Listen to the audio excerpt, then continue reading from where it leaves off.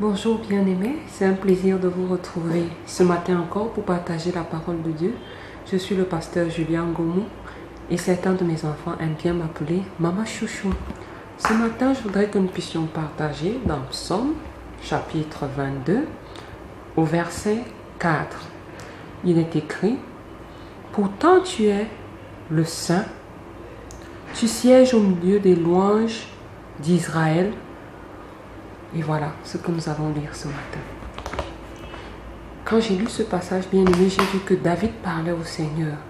Et il appréciait le fait que Dieu siège au milieu de son peuple, au milieu des louanges de son peuple.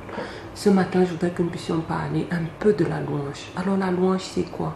Il y a beaucoup de définitions, mais ce matin, je voudrais que nous puissions prendre juste l'aspect apprécier Dieu pour ce qu'il fait. Apprécier Dieu pour ses œuvres dans nos vies, dans la vie des autres et autour de nous.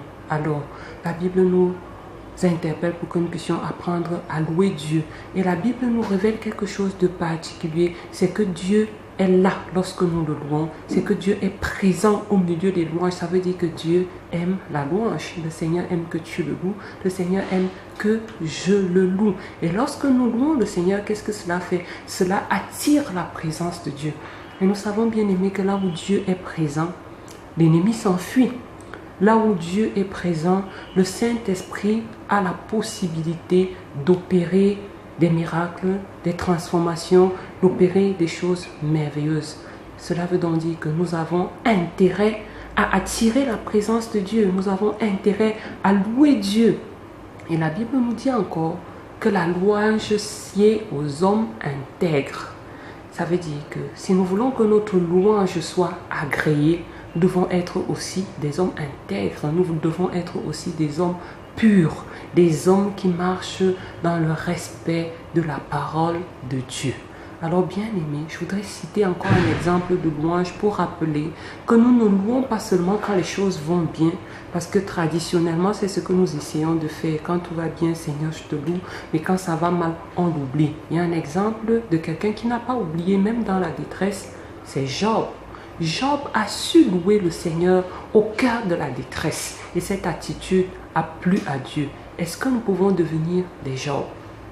Est-ce que nous pouvons louer Dieu, interpeller Dieu, le faire venir dans nos vies par la louange, quelle que soit la situation, savoir apprécier Dieu pour attirer sa présence et sa faveur sur nous? Voilà, bien aimé, ce que je voulais que nous puissions partager ce matin. Et puisque c'est fait, je voudrais que tu puisses dire avec moi un petit mot de prière. Si cela te plaît, bien sûr, je vais te prêter des mots. Seigneur, je te rends grâce pour ta parole ce matin. Je voudrais devenir quelqu'un qui te loue, qui t'adore en toutes circonstances, comme Job. Puisses-tu, Seigneur, me donner cette capacité afin que je sache t'apprécier dans tous les moments de ma vie, dans les bons moments comme dans les mauvais moments. Je veux apprendre à te louer. Donne-moi la grâce d'avoir aussi une vie qui te convient, parce que tu dis que la louange sied aux hommes saints, aux hommes intègres. Merci de m'exaucer, Seigneur.